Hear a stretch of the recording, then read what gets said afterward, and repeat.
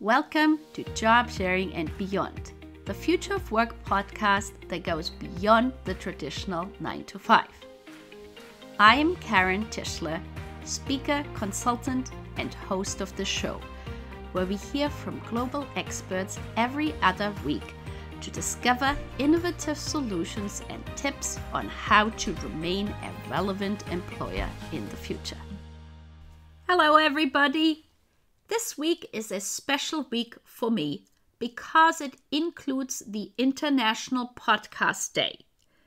It was created by Steve and Dave Lee, and last year, which turned out to be the last year when they had live and pre-recorded sessions from podcasters around the world, I was very fortunate to participate in it through a pre-recorded video. And it also allowed me to reflect back how far this podcast has come and how many wonderful guests from around the world I have had a chance to talk to. And talking about guests, I am delighted to introduce my guest today. It is Taymoor Arshi. Taymoor spent 22 years at Intel as a director and GM, building some of the most innovative solutions for enterprise IT, including the first real-time video communication for PCs, the first web hosting services in industry, Intel Online Services, and active management technology for remote management of client and server platforms. After a successful career at Intel, he joined Arbitron, which was acquired by Nielsen as its CTO, responsible for the company's second-generation TV and radio viewership and listenership device known as PPM 360, which was successfully launched in 2010 and currently is in use for all major networks and stations. He then moved on to serve as Corporate VP of Software at AMD prior to starting up his own ventures in 2012. Job Pairing is his latest startup, a platform for professionals to find compatible job mates to share a job with. Taymoor has a PhD in computer science from Oregon State University and MS in computer science from the University of Southern California. He holds 5 US patents, including one on real-time video communication. Welcome to the show, Taymoor. Thank you so much, Karen. My pleasure. Thank you so much for being a guest on my show. Now, we have listeners from all over the world. So could you please share with them where are you calling in from and what is a typical local site or food that you can share with our listeners? Absolutely. I'm calling from Columbus, Ohio. I've been here for about 8 years in Ohio. Some of the key interesting points about Columbus is it has the 8th largest zoos in the world and the 2nd largest zoo in the US. So zoo is a big deal, especially for children in the summertime. It's crowded all the time. There is also Ohio State University, which is the 3rd largest university in US. It has 62,000 students. And football, I mean, the American football is the big deal for Ohio. And, every time there is a game, that's the only thing everyone talks about. And finally, in terms of, taste of Columbus, there's plenty of opportunities. But if you happen to be in Columbus, there is a small German village in downtown area, and there is an Italian bakery inside it. It's called Pistachio Vera, and I think you should just try the sweet and a cup of coffee. Regardless of the time of the day, you will enjoy it. Well, thank you so much, Taymoor. That sounds really, really tasty and very interesting. Now, so could you share with our listeners, please, your professional background and and what made you decide to create the company Job Pairing, please? Sure, absolutely. My background is primarily technology development. I have a PhD in computer science. I worked in high-tech industry for about 32 years, 22 years at Intel, a few years at AMD. And also I worked in media industry. I don't know if your listeners are familiar with Nielsen for TV viewership or radio listenership. There was a technology that I worked on, and I have done a few startups in the last few years. The last one being the job pairing. And the way it started was my daughter-in-law is a trained neurologist from Mayo Clinic, which is one of the toughest medical schools in the US. And when she expected her baby, her first baby, she started negotiating with the employer to see if she can reduce her work hours and be more focused on the baby as baby was nearing. And she couldn't actually find that opportunity. So she quit. She basically, after all the training, she said, I'm leaving, and she left. And then she had the second baby, and it's been a few years now. But as I was talking to her, she mentioned that if I could find another neurologist, male or female, doesn't matter, young or old, doesn't matter, but if somebody was looking to work less hours and I could share a job with, I can probably go back and sell that pair of people to my employer or other employers. And that kind of triggered the idea. She encouraged me to think about it. She knew my background, obviously, and I can do a platform around it, and I did. And that became the beginning of job pairing. This was like late 2017 when we started. Thank you so much for sharing the background to job pairing. And I can so personally appreciate it because I had, a similar situation when I was living in the US, that basically finding a flexible professional position beyond an entry level was basically impossible to find. So I'm so appreciative that this situation triggered you to create job pairing. That's just awesome. Yeah, it really is. Right.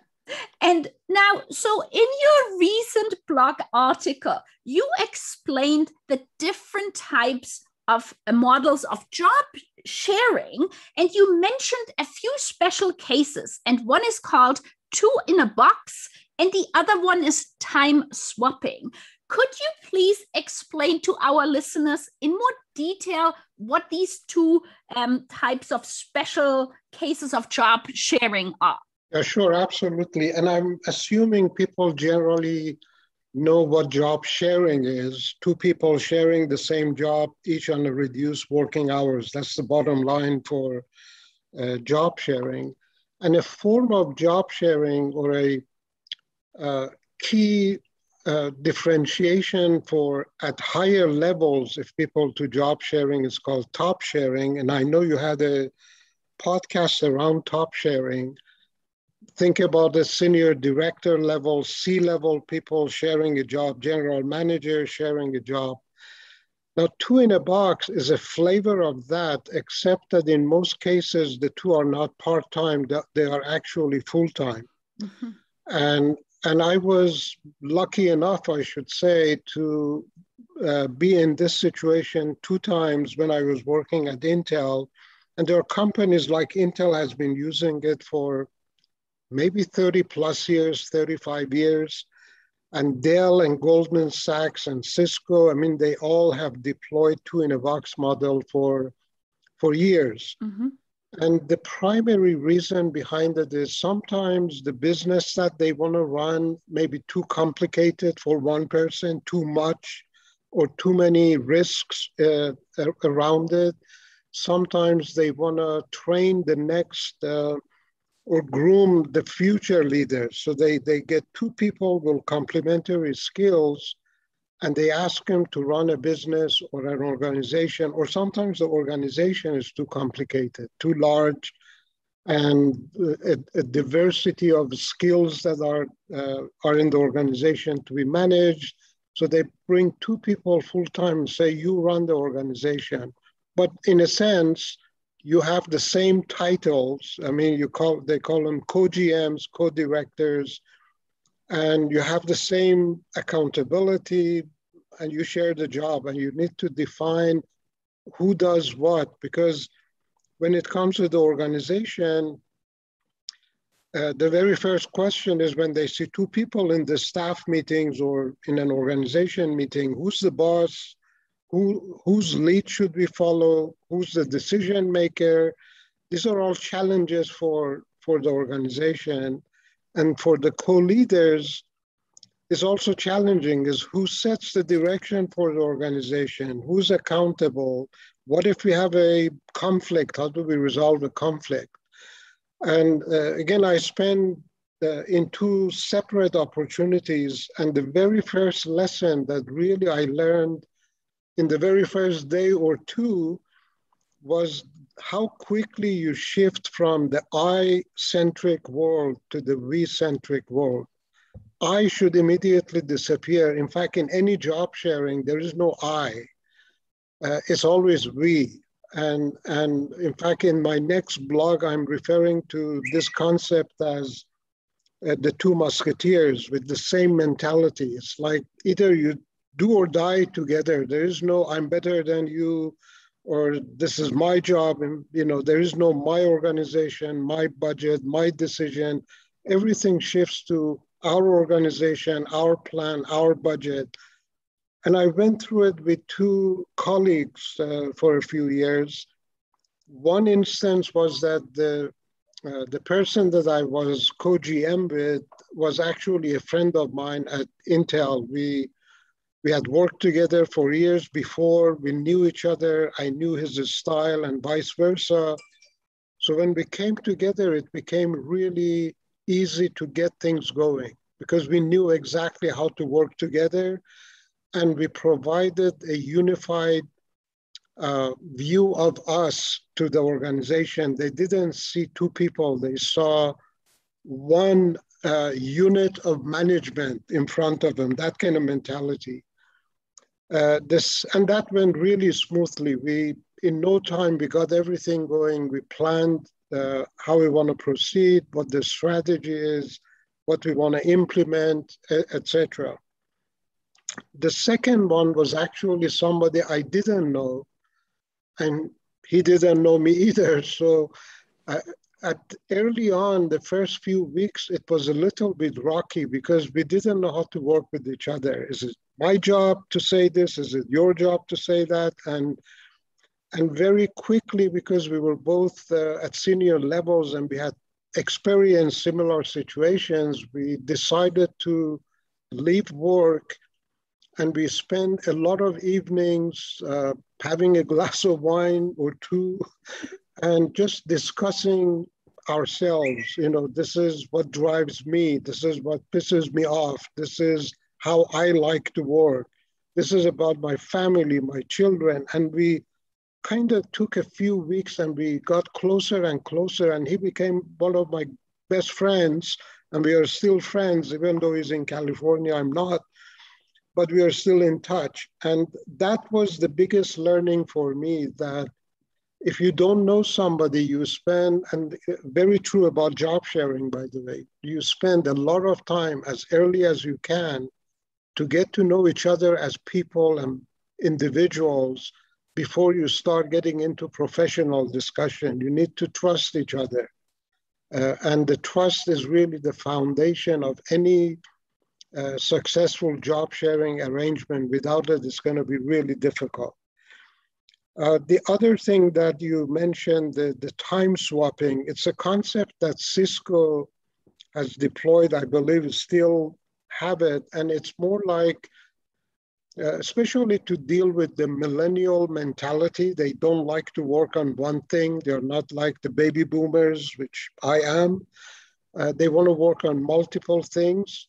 To keep the talent in the company, they offer them 20% of their time they can swap with somebody else. So if you're interested to learn a new skill, hopefully a related skill to what you're doing, not totally different, but they're open to it. You find somebody who can share 20% of their jobs with you. So you spend 20% of your time doing their job. They spend 20% of their time, 1 day a week per se. And you learn from each other. You learn how to do the other job, which makes life kind of exciting in the corporation. So that's kind of the concept that they use. That sounds really interesting. And I imagine it also reduces silos because you have much more interactions across the organization by doing that. Right, exactly. So now, in my research about you, I came across these quotes that I really liked. And one of them is 2 brains on the job leads to more efficient problem solving and faster time to money. And then the other one, complementary skills that are rarely found in one individual, referring to job sharing. So you've already mentioned some examples. Maybe could you specifically to these quotes give our listeners some more examples or experiences you have encountered that made you, write these quotes? Right, no problem. It's so when in the context of job pairing, the platform that we built, we look at when 2 people are matched, they each have a profile. As soon as they match and they pair up, we automatically create a joint profile for them out of their individual profiles. Part of it is their common skills and experiences. So they have done the same sort of job. One of them has done it for 10 years, the other has done it 5 years. We look at it and say, okay, here's a 15 years experience with these skills that an employer may need. We also look at their complementary skills, things that one has and the other one doesn't have, or one is stronger in it, the other one is not as strong, and we identify their complementary skills. So combined experiences becomes very powerful in that context. So when the common skills are applied to any problem, because there are 2 brains, you can brainstorm more, you can challenge each other, you can come up with more ideas how to solve a problem. And that helps getting to money, or time to money becomes shorter, because you can solve problems faster, you can come up with better solutions, given that there are 2 brains with the same experiences on the job. Complementary skills really is more like somebody may be stronger in people skills and social skills. Another one is better in planning skills. They each have some of it, but one is stronger and the other is stronger in something else. You utilize it that way. You ask that, one of them may be more customer facing, the other may be less customer facing, but more internal facing, getting things done because they have more planning skills. One may be good in presentation skills, another is social skills, writing skills. Or one is more strategic, the other is more tactical. And you split the job that way between the 2 of them, they become more pilot, co-pilot, depending on the context of what they are doing. And maybe the best example truly is if you look at a combination of Steve Jobs and Steve Wozniak. Most people don't know Steve Wozniak, but he actually made Apple. One was such a visionary that you may find a person like Steve Jobs every century. There is somebody like that with this kind of impact. But the other one was actually doing it. That combination of the 2 was really what I mean here, the complementary skills. And Wozniak is really kind of a shy kind of person, likes to work in the background, but the contribution is unquestionable. That's really, really interesting. And I know, you and I, we are clearly big fans of job sharing. And what I'm curious about is when I look at North America versus Europe, I feel despite the fact that it really started job sharing in North America, it is still highly underused. And, from your experience, why do you think this is the case? Right. And it's a great question. I think you mentioned in Europe, in average, 25% of businesses offer job sharing as a benefit. And in UK specifically, it's about 48%. Almost half of businesses, it's normalized in Europe. And I think the reason behind it is that culturally, Europe is different. The work-life balance is built into the way of life and the way people live in Europe. It's more like, they work to live, and in the US, we live to work kind of differentiation. And the thing behind it is, I'm sure you have heard of American Dream and working hard. Those two things are built into the culture.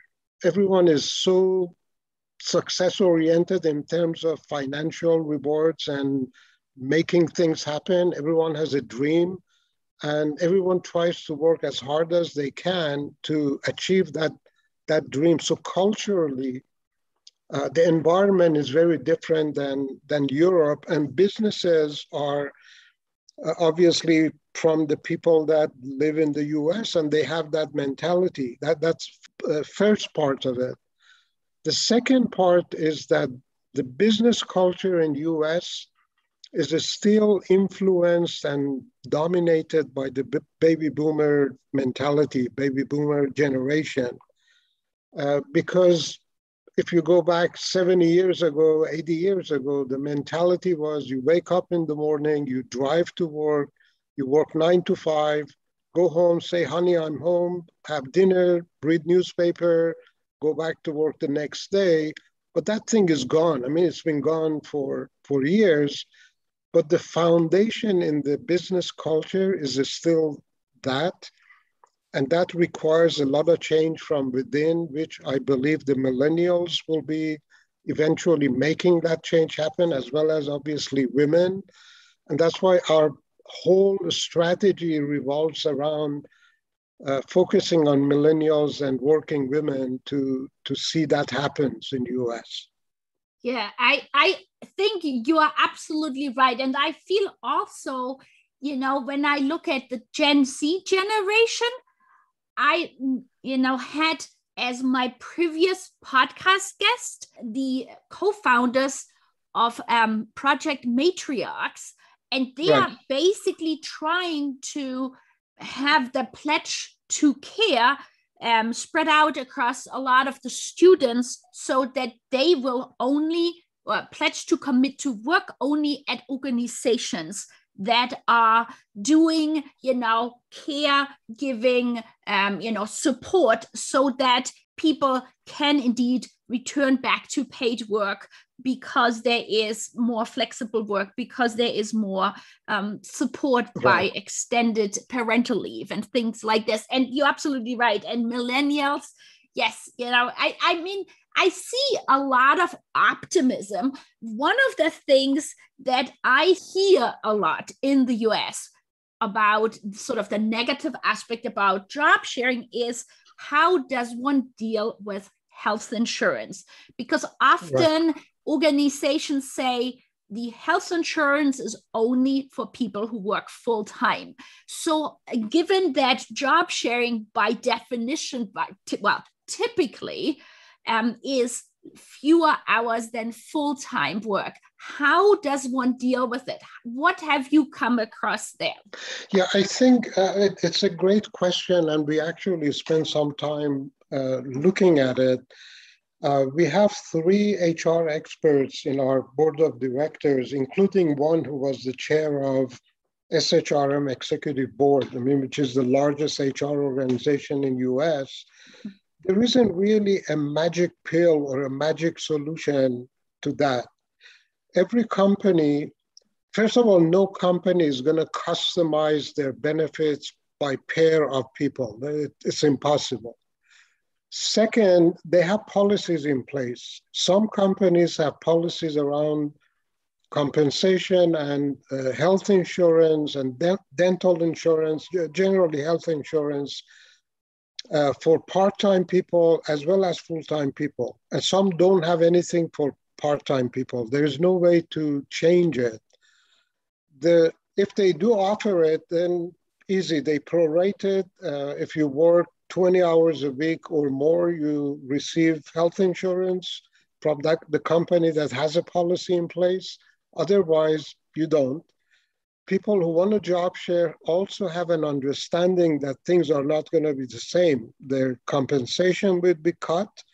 Their health insurance may be in place, not be in place, but they're being driven for other reasons than compensation. They want to maintain their careers at a lower number of hours per week. They understand that. So the conclusion we reached was they may be able to negotiate with their employer to increase their compensation slightly. I mean like $200 a month is not much for employers, so they can buy individual health insurance on their own and be able to cover themselves and their family. Or if the employer is offering to part-time people, if they are 50-50, the two job mates or job sharers, then it should be okay. But there's really no magic solution that we found looking at many options other than what I mentioned. Thank you so much for sharing, because that, I've heard this question many times. And so it's interesting to hear all the different potential solutions to that problem. And now you mentioned that one of the reasons job sharers would be doing a job sharing position or, applying for one is because of they are looking at the fewer number of hours.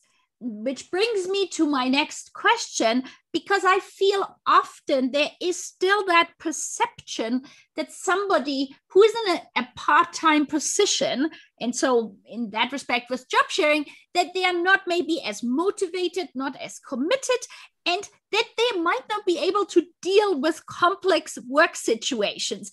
And obviously, we just talked about the fact that there is top sharing as well as job sharing. And so really, it is applicable to every level. And so that's the other question I have. How can we change that perception that job sharing is really for everybody and isn't only, quote unquote, for moms with young children? Right, and it's again, it's another great question, and it's interesting if you look at the European and Australian. Australia is also very open to job sharing, and they have many companies offering a solution. Even if you take the pandemic out of the picture, if you roll back time, let's say 2 years, 3 years, everything, let's say, is okay. The people are working, everyone is happy, and even in those situations, when it's offered, only 3% in average, 3% of employees of the workforce in general take advantage of job sharing. So it's not like it's for everyone, and it's not like it's going to be disruptive to the employers, and all of a sudden, 60% of employees want to job share, and then the company doesn't know how to plan, what to commit to, etc. It's only 3%. Pandemic has maybe increased that a little bit because, people will challenge, especially working moms were challenged in the last 2 years as over 3 million, just in US, over 3 million women have left the workforce between February 2020 and February 2021, which is a huge number. Yeah. It takes years to attract more women into the workforce, and it was almost half and half, even though they were getting paid less, even though they were not being promoted as fast as men get promoted. But the pandemic basically threw a hand grenade in the middle of all the progress, and 3 million is a large number. But when you think about it, it's also an opportunity. If you look at both millennials and working women, if you want to bring them back to the workforce, what do you offer them?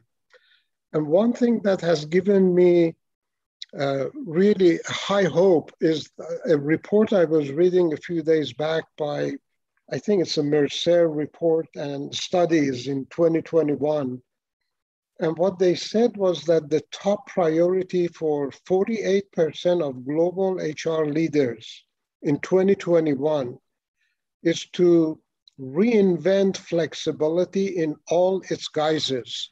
They're basically, because no other way this thing can happen, but leadership in companies, especially progressive companies and progressive HR leaders, to make it happen. This is not going to be done from bottom up.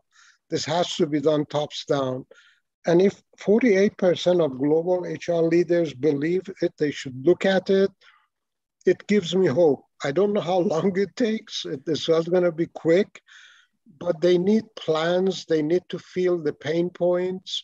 They need to look at job sharing and other flexible work models, remote working or hybrid working. They should look at it as a talent acquisition and retention strategy. That's the only way employers, it's money. The only way that employers change anything is, will I make more money or will I be saving more money? Then they start making it, a reality. So that has given me hope. And I'm hoping that in the next few years, we will see more of the promotion of job sharing, more companies offering it as a benefit versus people being even afraid to entertain the idea with their managers to say, listen, I need to reduce my hours. I have a sick parent I have to take care of. I'm sick myself. I need extra time. I need to share a job. I still need some payments. And they're afraid to do that. And I think that eventually those pain points will reduce and people become more open to offering it.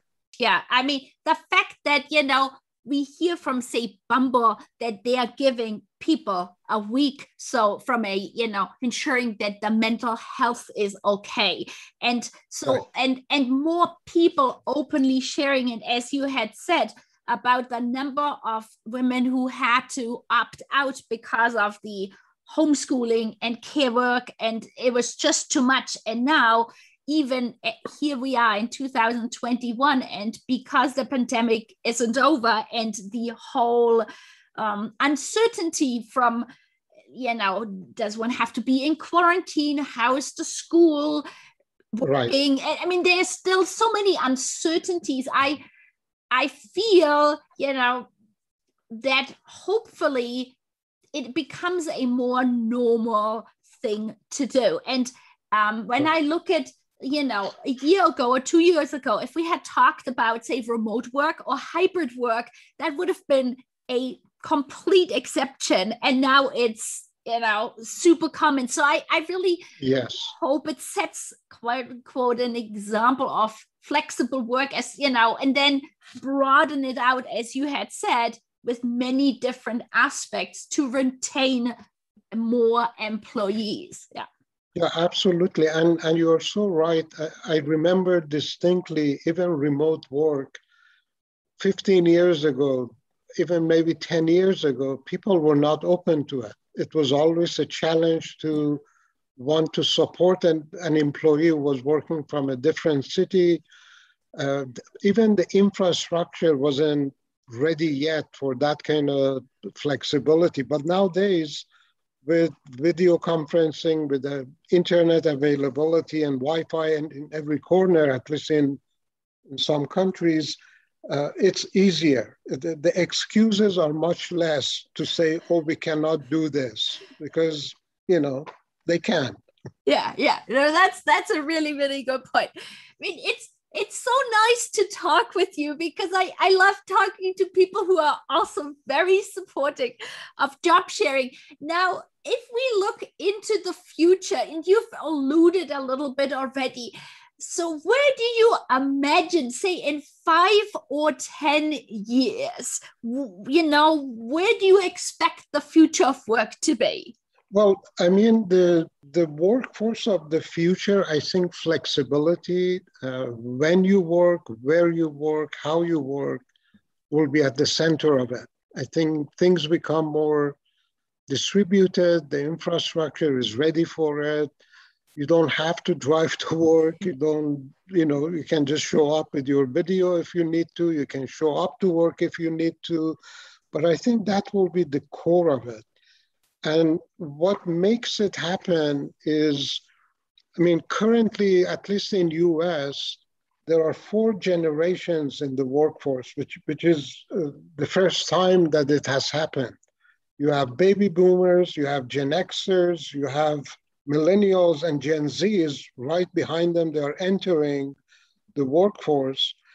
And currently, the millennials are 56 million in US, and 28% of them are in management roles.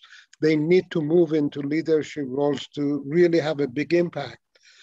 And with that kind of set of parameters, if you fast forward maybe 5 years, there are more millennials now in C-level, CEO level roles. Their mindset is very different. They will change things from within. Mm-hmm. And in one of the Gallup polls that I looked at some time back, they were saying that this generation is not looking for paycheck. They're looking for purpose. Yeah. They're very different. They don't want bosses, for example. They want coaches. Mm-hmm. They don't want to improve their weaknesses. They want to strengthen their strengths. They want variety. They want multiple gigs. These are changes that are already entering the workforce,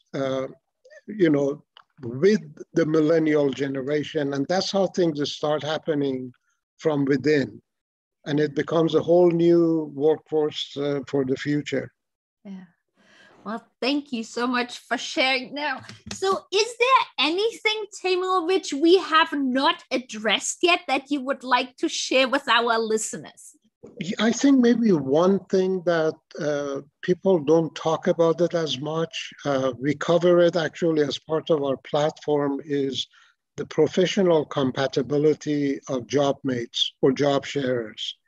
Because it's not enough to find 2 people who have the skills for the job to do the job. If they cannot get along, if they get into a disagreement and don't know how to resolve it, it just breaks the arrangement and it damages the job sharing as a work model. Most managers look for these kinds of excuses to say, hey, see, it doesn't work. You can't just put 2 people on the same job. But if you actually find, and we spend a lot of time developing, and we are actually filing for a patent around it. That's why I can't talk too much about it. But we look at people's competency. Can they do the job even by themselves? Do they have the skills for the job? Are they organized enough? That kind of skills. We look at similarities of people. Do they share the same values? Do they share the same goals, business goals, personal goals, etc.? And we also look at complementarity of 2 people. Do you have something, as it was said in Jerry Maguire movie, I don't know if you guys see movies, at the end it says, you complete me. I think that's the way we look at job mates or job sharers. They need to complete each other so they become one. So for example, if somebody is more an advice-seeking person and the other is an advice-giving person, that combination is great. If both of them are advice-seeking or both of them are advice-giving, they can lead into some sort of conflict. So that may be the only area that I think, generally speaking, job sharing should be aware of. And even if it's done manually, when you're talking to a pair of candidates and you want to introduce them to an employer, you need to look at that angle as well. Thank you so much for sharing. So, Taymoor, how can people find you on social media? Oh, I'm only on LinkedIn. Okay, Easy. And the company is on all social media. Job pairing, you can find it on all social media, but I'm only on LinkedIn. Okay, perfect. So I will be sure to put all that information in the show notes. All right. Well, thank you so much, Taymoor, for being my guest today on the show. Thank you for your time. And by the way, the job that you're doing is actually creating awareness for job sharing. I think it will be very helpful in the long run. All of these activities, events, discussions is educating people, especially employers, and that will be very helpful. Thank you so much. Yeah, I really hope, one day in 5 or 10 years when we talk and then there is job sharing, just like today, somebody being a manager, somebody is like, oh yeah, I'm a job sharer. Yeah. Exactly. It's not an exception, it's a norm. Exactly. Well, thank you so much. Thank you. Thank you so much for listening to the show. We hope you gained valuable insights and new ideas. To keep listening to future episodes, please head over to iTunes or your favorite player and subscribe and give it a rating.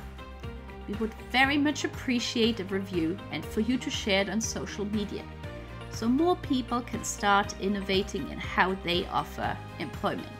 Until the next time, goodbye!